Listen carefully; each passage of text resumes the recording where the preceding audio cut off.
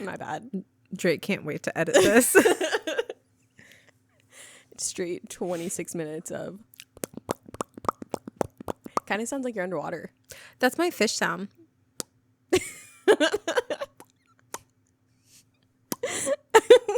Do I not do a good fish? So slow? Because it's harder when it's faster.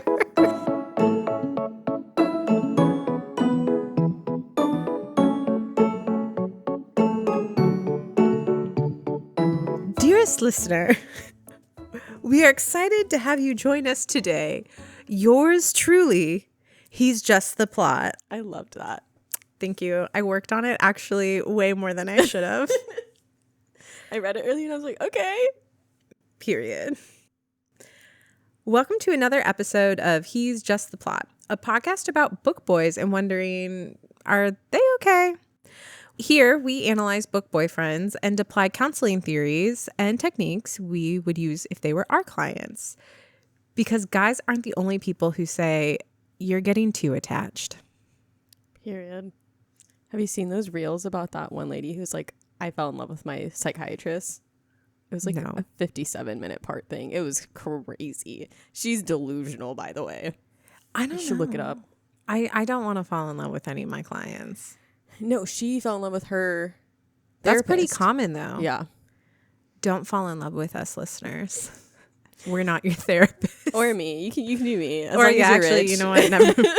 If you own a boat, Alyssa is single. A boat or a house. Preferably a boat, though. Preferably a boat. Because I'm thinking about me here and. Yeah, you and everyone else. Oh, excuse me. Hi, everyone. My name's Alyssa, and I'm one of your podcast hosts. Recent graduate of our counseling program down here at a university. Super exciting. And that's it. That's been my couple weeks. Just ... Okay. And I'm Nora, the other host to this podcast. Also, recent graduate of our university down here. I didn't want to say it, and so I caught myself. Sorry. If you find us on social media, you can find out the name of our university if you're interested. But also recently engaged to producer Drake. Woohoo. Yes, so I'm super excited to basically talk about yours truly and the aftermath of divorce. That is this book. Funny, as you announce your engagement. As I announce my engagement. So today we're going to be talking about Yours Truly, a book by Abby Jimenez. And before we go any further, spoiler alert, there's lots of them. So if you don't want any spoilers about this book, don't continue listening. Turn this all the way down. Catch you next time. Catch you when you finish the book. Yeah. Or if you're like me and you read the end anyways, you can listen. Or you can listen and just know that stuff is going to be said. Okay. So I'm also really excited about the synopsis that I wrote for this book. All right, Pilates. This is my attempt at a fan name. Our fans are called Pilates. I like it. Almost sounds like hotties. That's what I was thinking. And that's what everyone is. I was kind of thinking like naughty and then thoughties. Ooh. And then naughty in the thoughties. Pilates. And then I was thinking about Pilates. And I feel like the cross section of people who do Pilates and listen to this podcast is strong. I agree. Yeah. The Venn diagram is a circle. For sure. Pilates is very in right now. Pilates never went away. That's true. Maybe it's just social media. Maybe you can just afford Pilates for the first time in your life. No, literally. All right, Pilates, buckle up for this wild ride. Meet Dr. Brianna Ortiz, first-generation American working to become a chief resident at the ER hospital she works at. Fresh off of a brutal divorce, still dealing with her brother's ongoing kidney failure, and ready to fight Dr. Jacob Maddox, tooth and nail. Speaking of Dr. Maddox, this man waltzes into the hospital ready for a change. His ex-girlfriend of 6 years just got engaged to his little brother, and he couldn't be happier for them. Really. Except for the fact that his family doesn't believe him when he says he's happy for them. So after getting off with Brianna after getting off on the wrong foot with Brianna, although that might happen later. Anyway, next thing you know, they're fake dating, and he's donating a kidney, and they're really in love. Find out what's written next in Yours Truly by Abby Jimenez. All right, not my best, but not my worst. You sound like me trying to read them. Okay, well, I realized I wrote it like you, and like all the letters are out of place. As I was reading it earlier, I noticed it, and I thought about changing it for you, and I was like, nah. So I was trying to I type it up really fast, and then I'll let Grammarly do its thing. Don't endorse them. Not here for it, because they kept making it worse, and then I could have just edited it myself, and I didn't. Yeah, I read it, and I was like, this sounds like me trying to type and read out loud. Okay, well, you could have fixed it. You could have helped out. Yeah, but I thought it'd be like fun. I would love to watch you fail. It's like for the plot. Oh my gosh. Speaking of a plot, talk to me about Jacob Maddox. Okay, first of all, great name. Really? I liked it. I wasn't as into this name as I have been for other names. I liked it. Maddox is all right. But honestly, Maddox as a first name does it for me. I could see that. Yeah. Yeah. But no, I like it as a last name.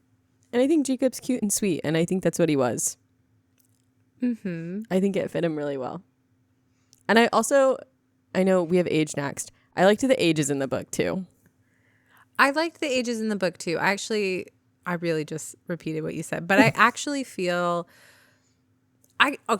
just straight up, I really liked how realistic this book felt. Yes. Even though these were really extreme situations. So the fact that he's 35, but he was dating a girl for 6 years, that my counselor hat off, girl cap on is a red flag for me. I'm yeah. 6 years and no ring. Yeah, this is Joe Alwyn, Taylor Swift territory. But 6 years, no ring. Really had to think about that. I watched you think about that. This is so we're recording after work. This is not when we should. Normally we record on the weekend. On a Sunday. On a Sunday. We're refreshed. But yeah, I liked their ages. I liked the realistic problems in the book. And I felt like it was just so much more relatable. And I feel like she did a really good job portraying what social anxiety looks like. Yes, that was one of my favorite parts of this book. So Dr. Maddox, Jacob, if you will, 35, auburn hair, a tall, pretty built glass of, I shouldn't say tall. Actually, one of my points in here, I think he's 5'11". Yeah, he's not. I feel like that was his character flaw. Abby Jimenez had to give him something to deter us. You're not above 6 foot. And that was the 1 inch. Which I think you deal with that though. I didn't mind it. Yeah, because you're 4 foot nothing. Yeah, I'm 5 foot nothing, okay? Get it right. My bad. Not that height should matter. Okay, you really struggled with that, Alyssa? You're 5 foot nothing. Yeah, it doesn't matter. This man is a doctor. It doesn't. Yeah, the doctor would do it for me. But he does have a lot of social anxiety. Yes. And it is portrayed really well in this book. And something that I appreciated about him is he recognized that he had this issue, and instead of letting it become super debilitating, he actively worked on it. And you can watch how it's not that anxiety is not something that has to overtake your life, but it does add an extra layer of difficulty.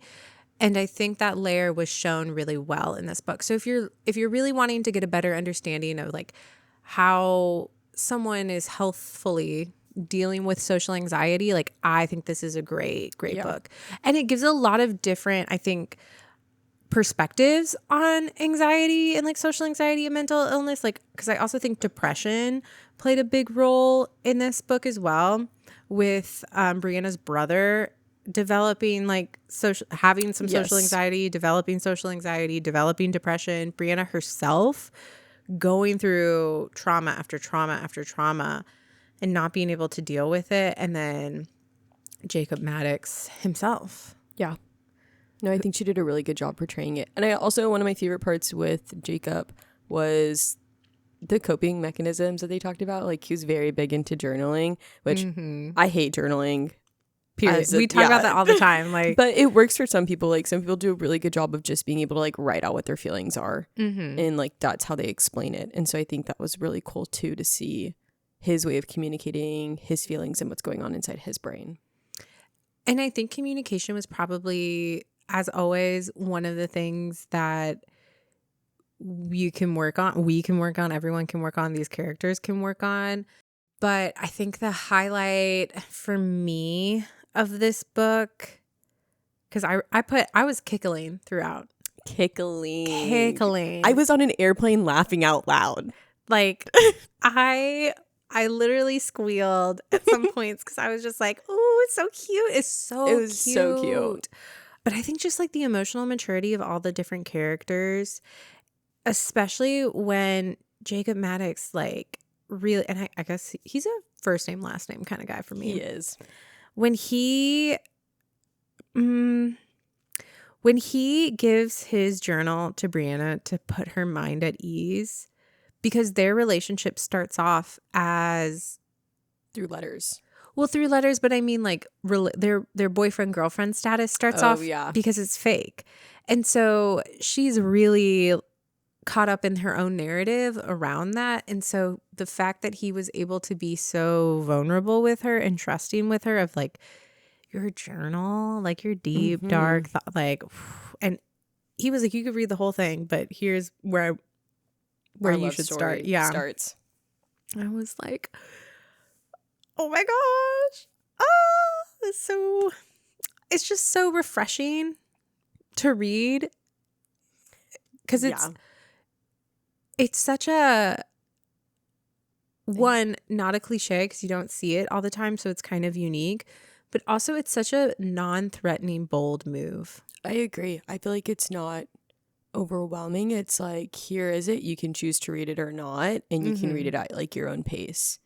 And so I think he's kind of like, I'm putting the ball in your court.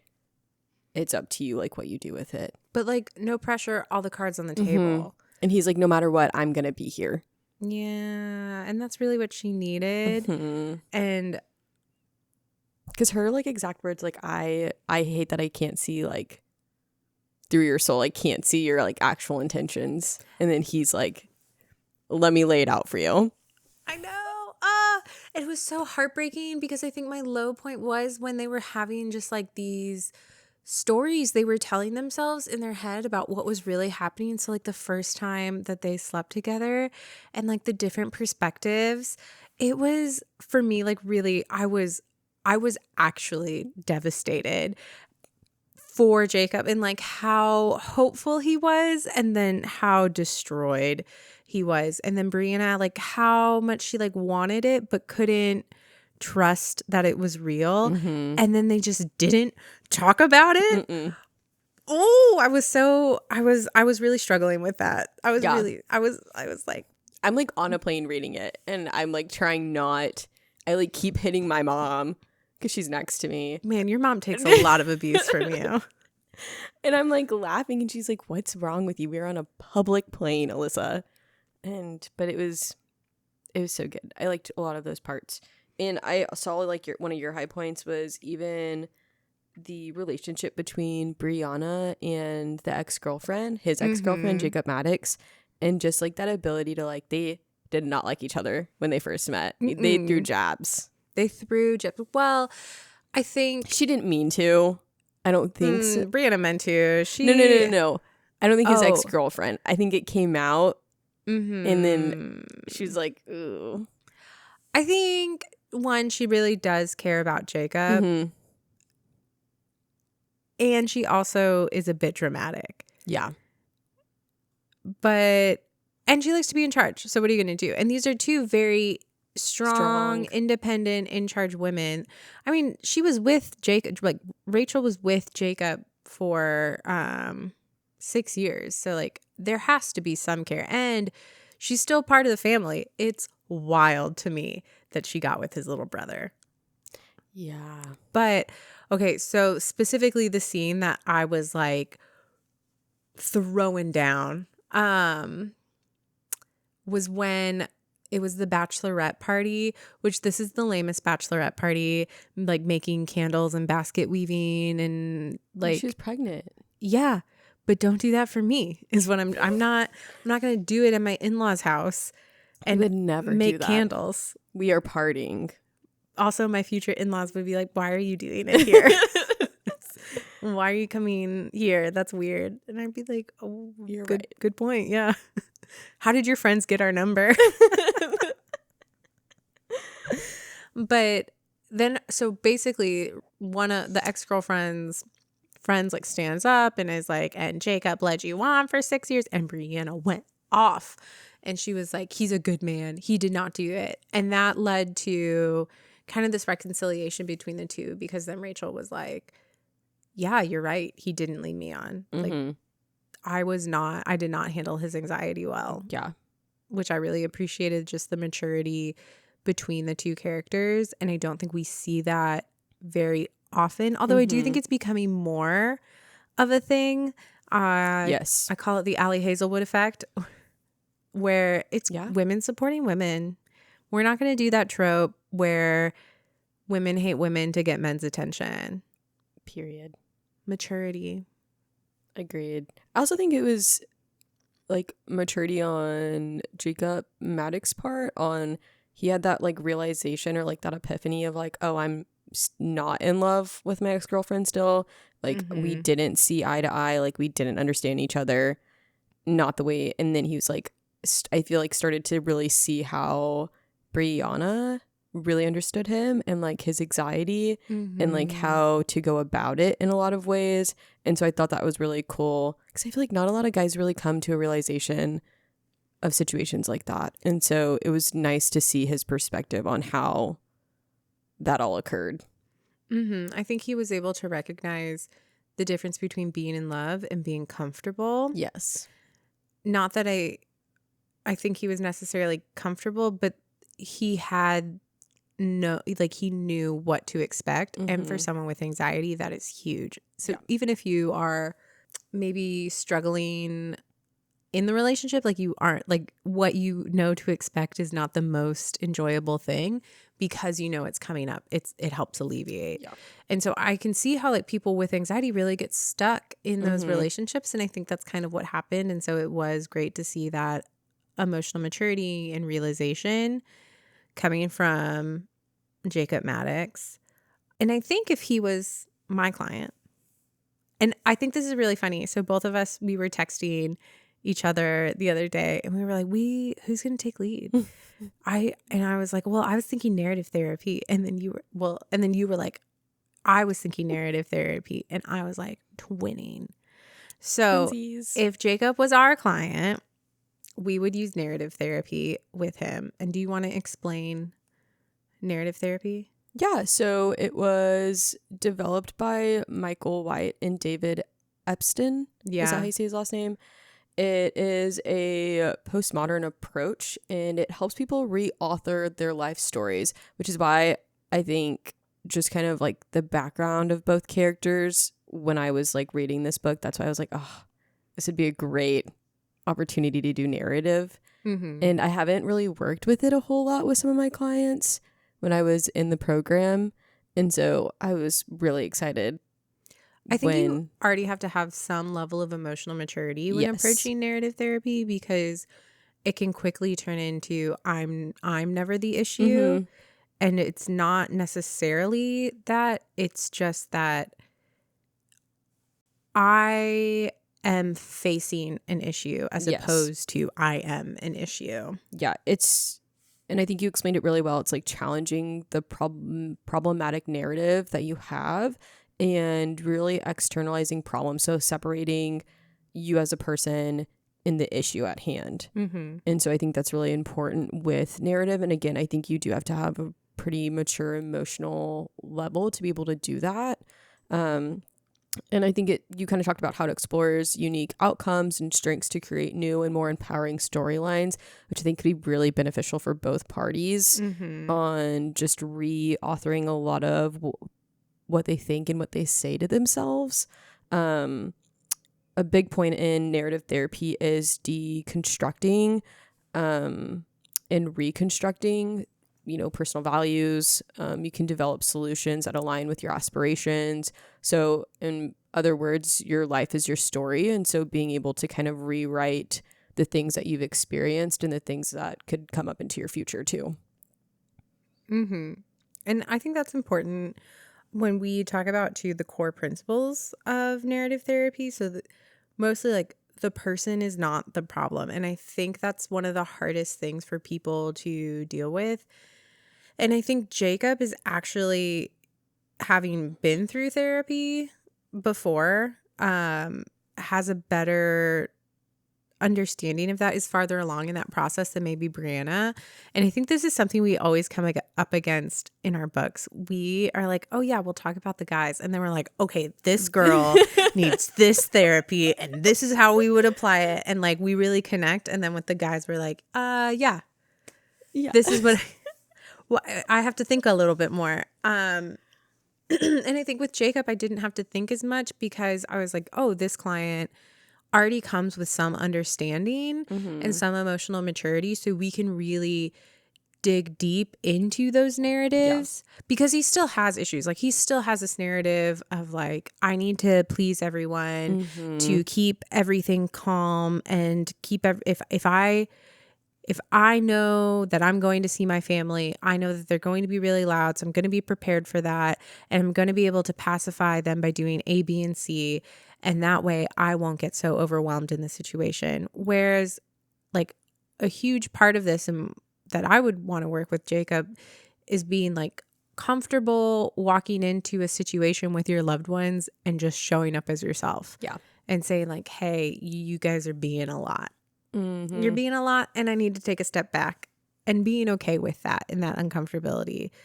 So recognizing that like his want for boundaries and peace and like quiet, that's not the problem. Yeah. Like he is in fact not the problem. He just has a want for boundaries and peace and quiet. And that's a totally separate issue. Yeah. It's really funny too because he is that way and his family is very much in his business. Like he wasn't answering his phone and his sister showed up to his work to make sure he was okay. Yeah. Which, I'm a really big family oriented person. You are. I'd be. But like I do talk to my mom like 3 times a day. You're hitting her on airplanes. The poor woman. The poor woman. I know. I literally called her on the way here and she's like, I thought you weren't going to call me till tomorrow morning. And I was like, yeah, I know, but I had time. So I get the overbearing part of it, but it's just very funny because I feel like he's just kind of not very to himself, but like doesn't feel the need to be all up in everyone's business the way that they are with his. He's definitely more of a private person. And you can see that with how he handled the whole donating my kidney to my fake girlfriend's brother thing. Crazy. Honestly, crazy. That was probably the craziest part of the story to me.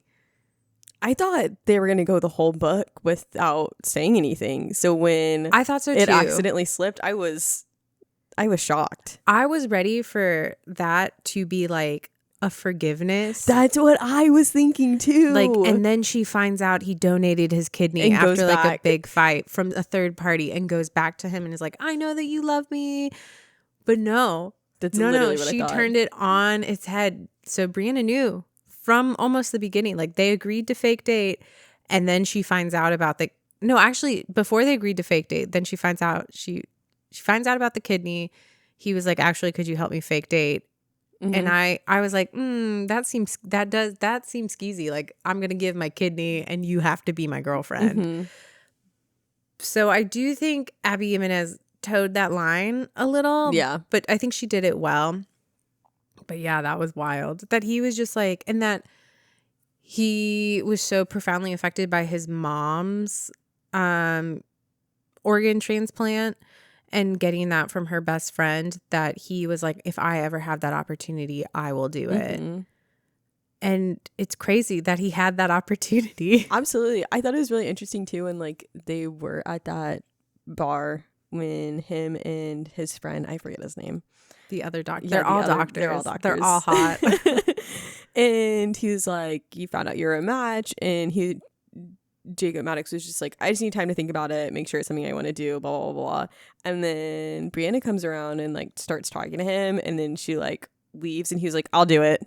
It's just like he fell so hard for her. He fell so hard. He was just like, you're amazing. Mm-hmm. Which is crazy because she was like, I hate you. Literally. The moment they met, he like walked into the room and was like, this is the most beautiful woman I've ever seen, like internally saying that. And then she's like, what the fuck are you doing here? Like, get Leave. out of the room. Get out right now. And he was like, you but I broke my love cell you. phone. It was so pathetic. I'm going to give her a piece of my mind. You are the most beautiful woman I've ever seen. He really crushed it right there. He folded. He for sure folded. So going back to our narrative therapy, I do want to talk about like as counselors, how we would approach that. So first off, taking a collaborative stance. Mm-hmm. So I'm curious, Jacob, what's going on? The most beautiful woman? Have you seen other women? That was a bad joke. I hope we got that.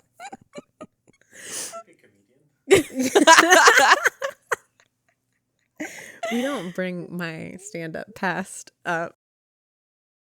Mm-hmm. That's why it's in the past. It should stay there. I'm about to re-author you. Story exploration. So the therapist and client are going to work together to understand the client's dominant stories and narratives that may be causing distress. And I think another reason why we always want to talk about the female leads in our books is because we hear so much more about their stories and their inner dialogues. And even though this is a good split, like writing wise, this is a good split between Jacob's inner dialogue and Brianna's inner dialogue. It was still like, I still really have to work to pull some of the narratives that he's telling himself and make some assumptions. And as a therapist, it's best never to make assumptions. So if I'm working with you as a client, right, like you got to give it to me straight because I'm going to believe whatever you tell me. Mm-hmm. If you're like, I hang out with Martians on Pluto, I'm going to be like, Okay. Cool. Tell me more. Mm-hmm. I love to hear more about it. What do you mean by Martians? And where is Pluto? Where is? Tell me more.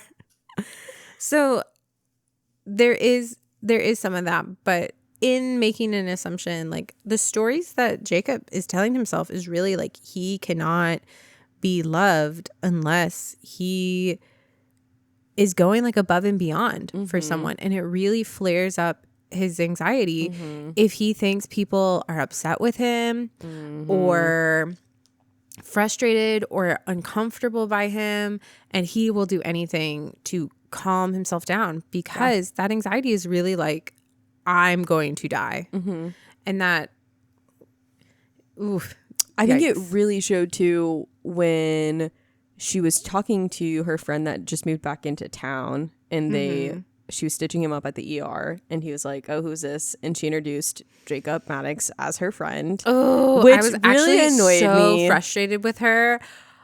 She just like wasn't, and I think again it's like the miscommunication. Like she wasn't explaining the full story. But I think she chose not to explain the full story to protect herself. I think so too. I think all of this is done out of self-protection, but I was so mad. That was so mad. That was the low point of the book. Because they had that situation in the yard. Then she was texting him like later on that day, texting him the next day when they're headed to the bachelor and bachelorette parties. And he was like, who are you texting? And she was like, I'm going to hang out with him. Yeah. And she wasn't explaining that. It wasn't just going to be But she both also of them. didn't explain that she was texting other people Yes. that day too. But Jacob was like, every ping is him. And then he just spiraled. And I think it really showcased like how far his the point he had a panic attack because of it. That was a wild section of the book, because then like she goes to comfort him, and then that's when they consummate their relationship. That's when they fuck. And then they're both having different narratives, which in this situation, like, he's he's such thinking, a wild. Yeah, he's like, oh, she likes me, like she wants this, and then she's thinking like, oh, he just needs this to like. Yeah, she's like, he's using me yes. so that he can like calm down and find connection and find release. And he's like, I love you. You love me. It was chaotic. It was, and you could feel like I was feeling the anxiety in that moment and was like, oh my gosh, if only they could have an honest freaking conversation. Dude, every book, every couple. But like, I love that this book had sex in it like that, because I think sex can make relationships much more complicated if you are not like established or like have clear boundaries and communications. And I don't think that they did. And I honestly think that led to the big fight and the big blow up. Absolutely. Because sex can be so like intimate. Yeah. If one person thinks it's one thing and you think it's something else, like that's like, it's so vulnerable. Mm-hmm.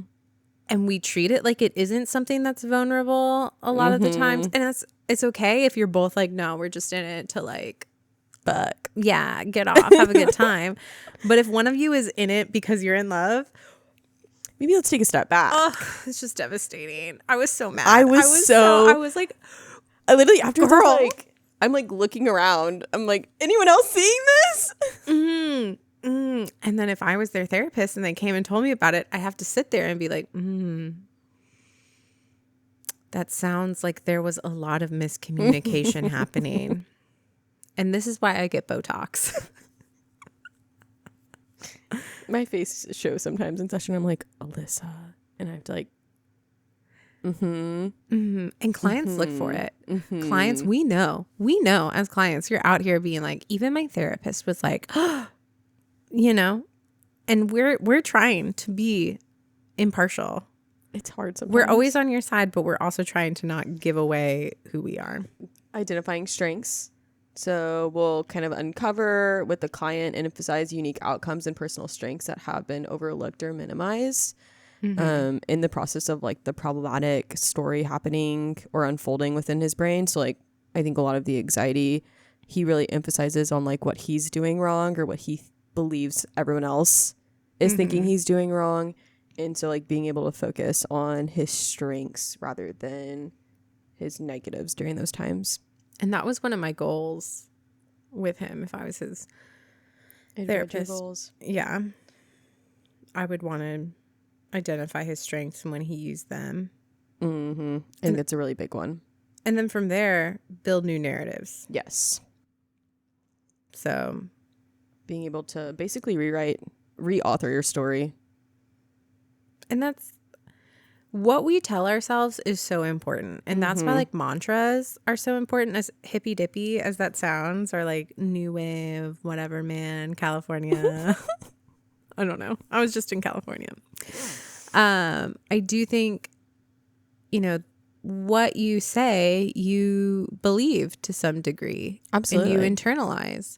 And so if you're out here being like, I'm never going to be loved, you may not recognize when you are in fact loved because you really believe that about yourself.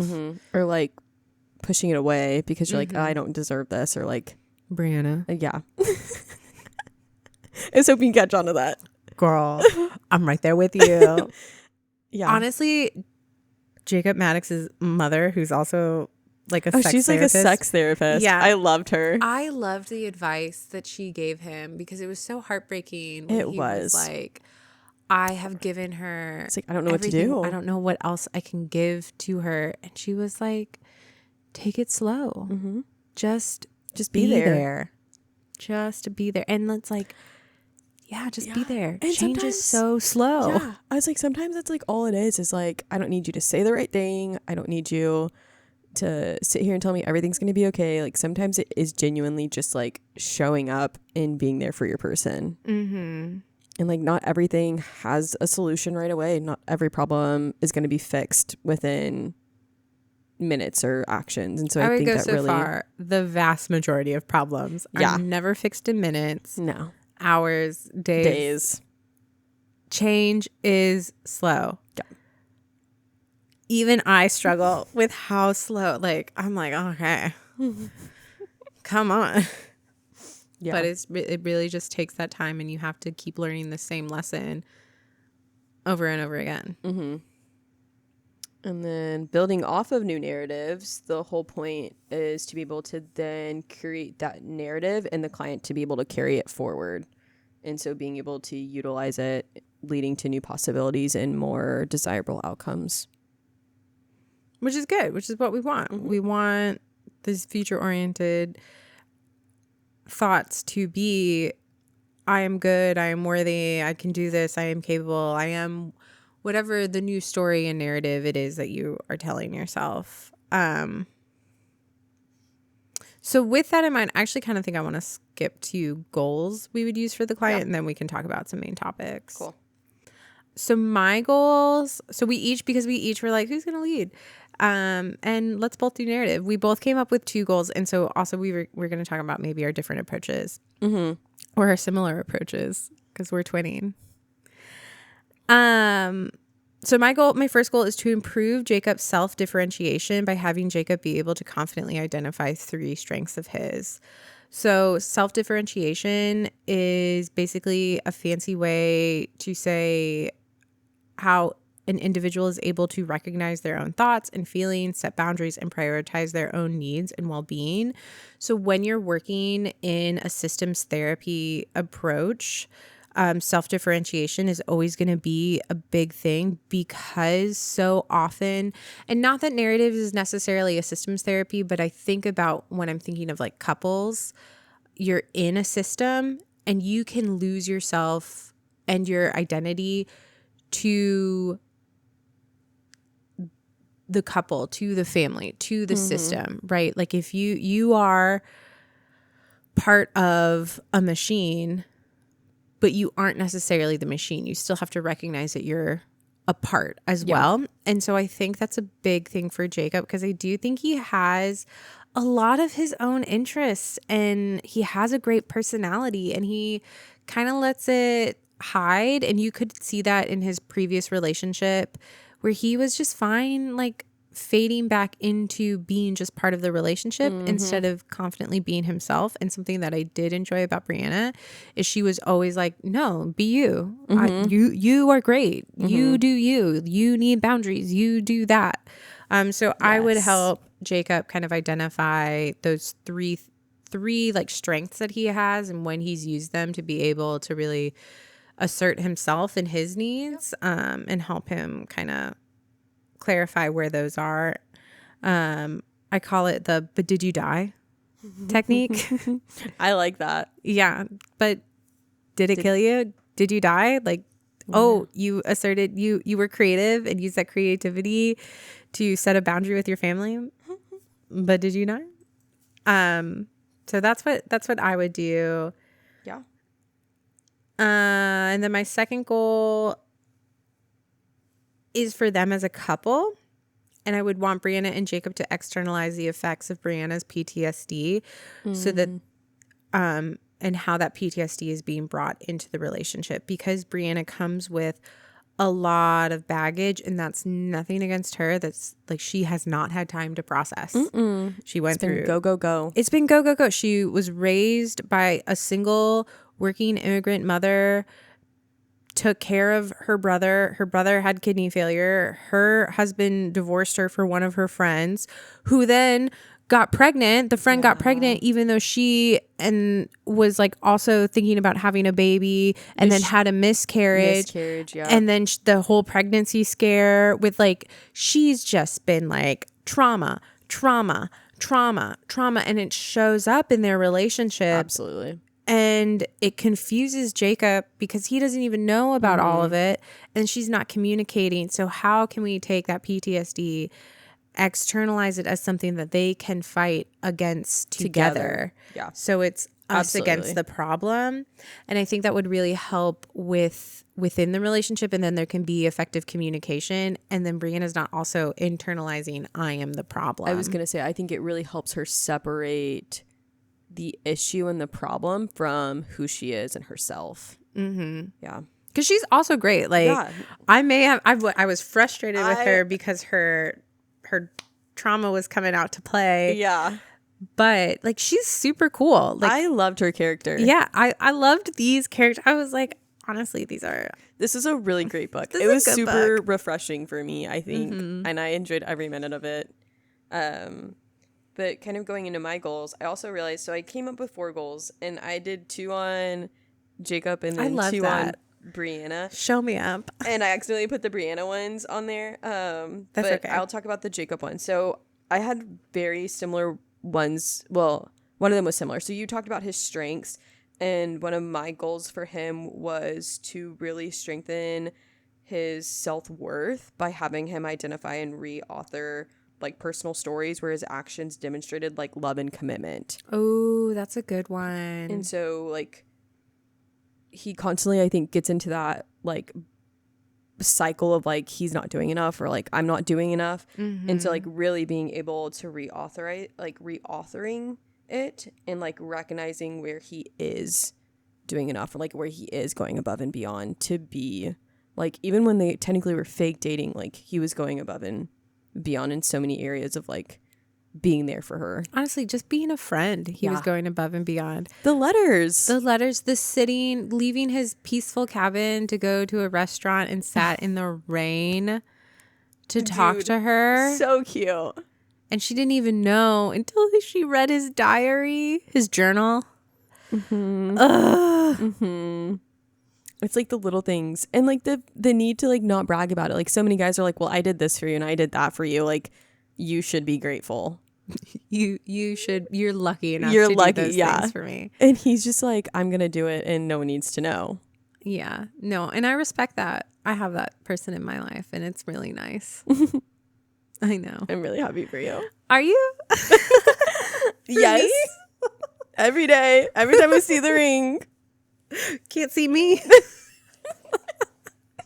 Anyways, let's get back to these therapy goals. My other goal was really focusing on reauthoring his self narrative. And I think he already does a really good job of it, but like just really focusing in on it and just recognizing his anxiety and not letting it define him. Because I think you talked about it at the beginning of the podcast, where like it's so easy and so many people let it define them, mm-hmm. and they let it take control a lot. And so I think he does a really good job. But I think there are moments in the book, and it shows, where he does let that anxiety define the moment or kind of take over. Yeah. And he's already putting in so much work and effort. Like, I also loved that this book gave really great examples of how to handle anxiety, mm-hmm. from when he knows that he's going into a kind of a panicky situation or feeling kind of funky. He's going to reduce fried foods, increase mm-hmm. vegetables, reduce the amount of alcohol, make sure he's working out, make sure he's journaling, make sure he's sleeping. Like, all of those basic things that we feel like we never have enough time for, he knows that he has to prioritize. Mm-hmm. Otherwise, he's going to spiral out of control. Yeah. And making sure he's medication compliant, because he also does take medication. I love that. I love that too. And I love that he was like, it helps. I'm going to stick with it. If I need to change, or if I feel like I can get off, I can get off. Absolutely. But like, I just feel like every conversation around what he's already doing to treat his anxiety, I was like, yes, that is exactly, you're putting in the work, sir. Mm-hmm. You're putting in the work. And I also love that he was never like, it's going to go away. Yeah. Because it's not. Like, you just have to keep putting in the work mm-hmm. to maintain. And that sucks. That really does. But that is the truth of the matter. Yeah, absolutely. So I thought that would be something nice to focus on. And again, I think, like you said, it was so well portrayed, like how he already puts in the work. And it's just like continuing that cycle of being able to support him through putting mm-hmm. in the work and being able to utilize journaling. And I love sometimes, like, when my clients are like, I feel like I'm spiraling, or I believe I'm spiraling, And I'm like, sometimes it's so easy to just go back to like hierarchy of needs and like, okay, like what's the most basic thing we can do right now that's going to help you feel back in control? Is that controlling when you go to bed? Is that, you know, ensuring you're drinking all your water for the day? Situations like that. That's how I function. I know. But that's a good point. I do think just like, are your basic needs being met is such a big conversation that you constantly have to have, because a lot of times we don't think we have the time or deserve to take care of our basic needs. You deserve to sleep 8 hours. Absolutely. You deserve to sleep. You deserve to eat. You deserve. Because I'm the same way. Like when my anxiety is really high or I'm letting things outside take control, the first thing I do is like lose appetite. So like I won't eat. And like that's a huge part because I work out consistently. And so it's like I can't do that to my body. And so it's like, okay, no, I need to sit down. Let's take 10 minutes and make something super simple that I can eat. No, I hear that. My first thing is I'll stop working out. And I know that I only work out to maintain a non-fight mood. Maintain the fact that I won't crash out on someone. Yeah. Absolutely. And that's the first thing to go. And I really have to be like, no, Nora, you have to. This you need to go do. If it's 15 minutes, it's 15 minutes, but you got to go do it. If it's a 15-minute walk, it's going to help. Yeah, for sure. But with Brianna, I talked about kind of, again, my goals with her, if she were my client, is to reauthor her narrative around worthiness of love. So really being able to identify examples where she shows resilience in when she feels cared for in a relationship. And I think there's so many times where she doesn't really fully let herself experience that with Jacob. And when she like feels herself, in a sense, trusting him, it's like, no. But it's so new. Yeah. Like she's never had the opportunity to be taken care of. She's taking care of her mother. She's taking care of her brother. She's taking care of her ex-husband. This is so foreign. Absolutely. She takes care of the hospital. She's a literal ER doctor. She's taking care of people all day. Yes. Which kind of goes into my second goal of just like really encouraging the deconstruction of negative beliefs that she has with trust in relationships. So really being able to kind of figure out, okay, what are the dominant storylines where these trust issues started? So like maybe it's with her father, you know, he left.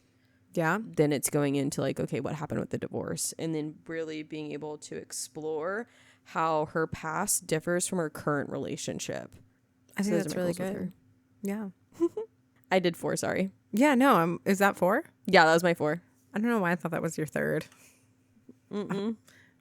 I get people's feelings, not their math numbers. Me either. Okay, I think those are really good goals, and I think our clients would hate working on them, but would do it. Like they'd be like, "Why?" And we'd be like, "'Cause you have to," and they'd be like, "Fair, okay." But something I did want to talk about too. One thing I love about this book is it has the fake dating to real dating trope. And that's like one of my favorite, like enemies to lovers, fake dating to real dating, especially if it's enemies to lover, fake dating to real dating. Oh my God. Oh my goodness. Oh my goodness. Ooh, I really love it. But I wanted to bring that up because I think that really goes back to, that leads to mistrust, because you can never trust if this is real or fake. Yes. And so what a mind freak for Brianna. Like what she must be like I can totally see why she has all these trust issues. This is too good to be true. And honestly, Jacob Maddox is too good to be true. He literally donated a kidney to a stranger. Also, he's a doctor. He has a disabled dog. He still talks to his mom. He's rebuilding a cabin. And he has a headboard. Are you kidding me? Are you kidding me? Dude, I loved when they talked about that in the book. I was like, but no, seriously, that's a problem. That's like the dating scene nowadays. If you're a 35-year-old man, though, without a headboard... That's more than one red flag. That's probably like says you should go something about like to a our life skills class. status. Like look, I say that and then I'm thinking like, well, there can be like extenuating circumstances. Like there could be legit, maybe you were homeless and now you're not homeless and you just got a bed for the first time. Like I'm not gonna like. Oh yeah, that's different.